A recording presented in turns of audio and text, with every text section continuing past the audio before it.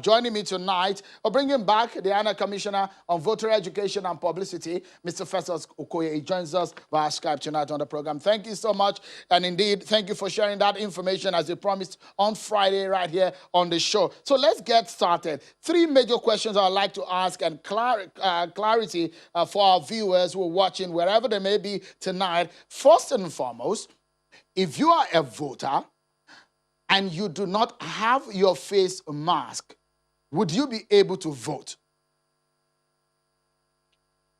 By this new policy and what will be contained in our regulations and guidelines, any voter without a face mask will not be allowed to vote during the election. And even if you have a face mask, when you approach the presiding officer or the assistant presiding officer, one, he or she can ask you to remove your face mask to make sure that the person who has come to vote is the actual voter in the election and the actual person whose photograph has been captured in the voters register. So the policy is, without any face mask, you cannot vote in this election. So it's interesting now. So a lot of people are wondering that how does this also affect the political parties? Before I get into that, so in a sense, if you are at the polling unit and you are there to vote, a lot of people are wondering that if some of these guidelines are not followed, would there be a cancellation of the exercise?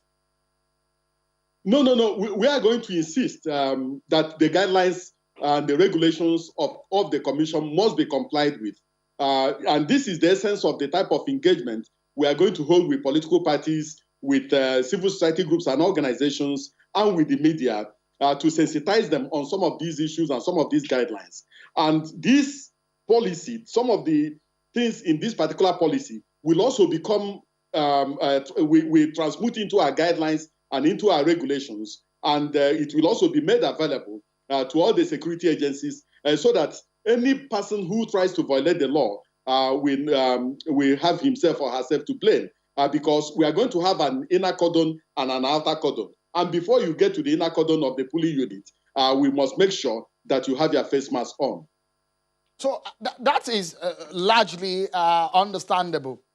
So if you go to some banks, to some supermarkets, at least in Lagos where I live, there is, in some of the bigger supermarkets, there are marks on the ground at the entrance, at the pay point, where you have to stand on those marks. Is INEC putting in place infrastructure to ensure that voters stand within these guidelines?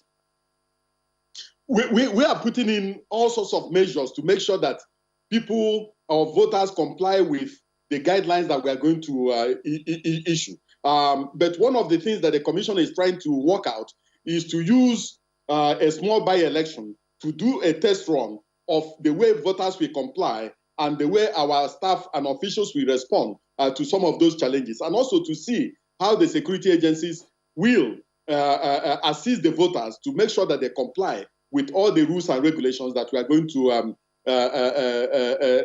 churn out going into this particular election. So this is an uncharted territory. It's a novel situation. Most people do not have experience working under this condition. So what we want to do is to make sure that we carry all the stakeholders along, and also to plead with the Nigerian people that it is in our best interest for us to see these elections through and avoid a constitutional crisis.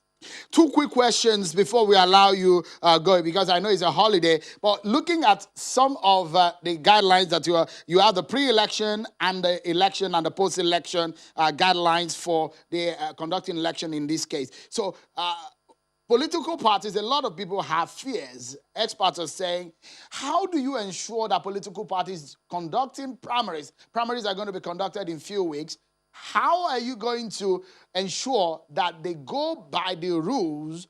Because you are an observer in a primaries, isn't it? Now, Section 87 of the Electoral Act 2010 as amended has given political parties the right to conduct their party primaries for the purposes of nominating candidates. The only thing is that, one, in conducting their primaries, they must make sure that their primaries are either direct or indirect primaries, and that it conforms to their own party constitution and their own guidelines for conducting party primary elections. We will also interface with them and engage them on the virtues and the beauty of complying with all the protocols, with all the guidelines, and with all the mechanisms that have been put in place by the health authorities to make sure that people are not exposed to risk. So I believe that the political parties, the leaders of political parties are Nigerians and are high officials, and they will make sure that they comply with all the rules and regulations and all the guidelines. But we will be there to monitor the party primaries. And when they go wrong, or when they are doing things that are not in conformity with the established protocols by the health authorities, we will gladly draw their attention to it and get them to comply with some of those protocols and some of those rules and regulations. So quickly, you're looking at the issue of using more of electronic and digital means in conducting some of your activities. Is that going to affect the election, also the voting process in this period? No. What we are saying is that in relation to the filing of nominations, that it will be done electronically. In terms of media accreditation and accreditation of domestic election observers, we are going to do it electronically. And then in terms of engagement with political parties, civil society groups, and the media, we may combine both physical means of engagement and the electronic means of engagement. But in terms of the actual voting, we are going to use our smart card readers for the purposes of voting in this particular election. And we are going to also recalibrate our polling units to make sure that they conform to the issue of physical distancing in this election.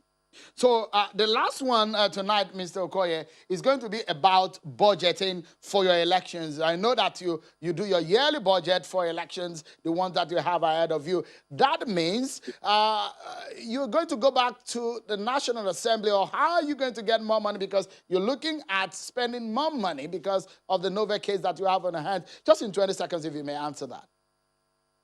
Well, the people in charge of budgeting in the commission will take care of that, and the commission as a commission is also looking into that question, because definitely the COVID-19 pandemic will affect the budgeting process, and those who are in charge of budgeting will see to it and then work with the relevant authorities to make sure that we get money for this election.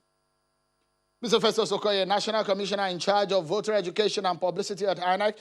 Many thanks indeed. We'll look at how this pans out if you're going to vote at the election.